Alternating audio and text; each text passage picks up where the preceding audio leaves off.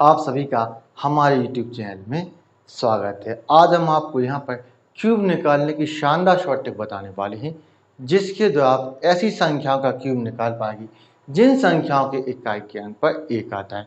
जैसे कि हमने आपसे कहा कि आपको यहाँ पर 21 का क्यूब निकालना है, तो इस ट्रिक के द्वारा आप उसको बड़ी ही आसानी से निकाल पाएंगे।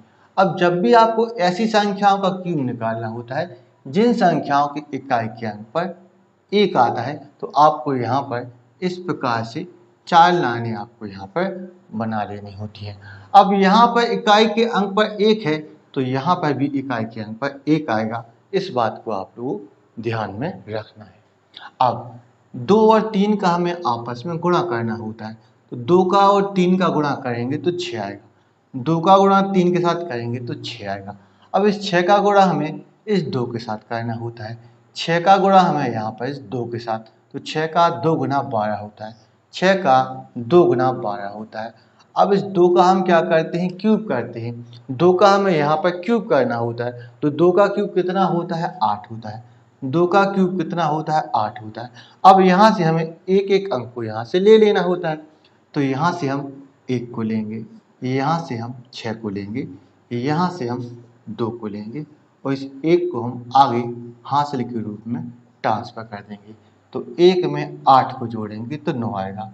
8 और 1 यहाँ पर 9 हो जाता है, तो 9261 हमारा 21 का क्यूब निकल के आ जाता है। अब हमने आपसे कहा कि आपको यहाँ पर 31 का क्यूब निकालना है, तो इस ट्रिक के द्वारा आप उसको बड़े ही आसानी से निकाल पाएंगे। अब यहाँ पर हम क्या करते हैं, 4 लाइनें हमें इस प्रकार से बना लेनी होती है। अब यहाँ पर 1 है, तो यहाँ पर भी 1 आएगा। अब 3 और 3 का हम आपस में गुणा करेंगे, तो 3 का गुणा 3 के साथ करो तो 9 आएगा। कितना आएगा, 9 आएगा। अब इस 9 का गुणा हमें इस 3 के साथ करना होता है, तो 9 का गुणा आप 3 के साथ करेंगे तो 27 आएगा। 27 को हमें यहाँ पर लिख देना होता है। अब इस 3 का हमें क्यूब करना होता है, तो 3 का क्यूब कितना होता है, 27 होता है। तो 27 को यहाँ पर हम लिख देते हैं 3 का क्यूब 27।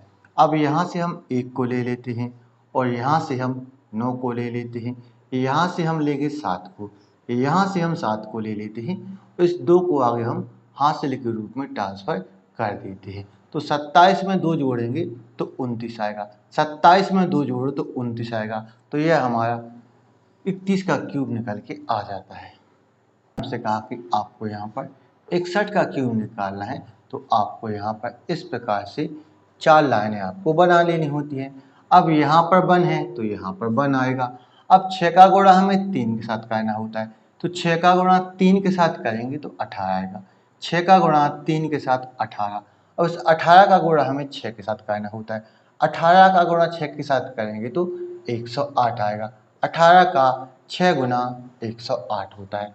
अब 6 का हमें क्यूब करना होता है, तो 6 का क्यूब कितना होता है, 216। 6 का क्यूब कितना होता है, 216 होता है। अब यहाँ से हमें एक एक अंक को लेना है। यहाँ से हम 1 को लेंगे, यहाँ से हम 8 को लेंगे और इस 1 को आगे हम हासिल के रूप में भेज देंगे। तो 108 में 1 को जोड़ो, 108 में 1 को जोड़ेंगे तो 109।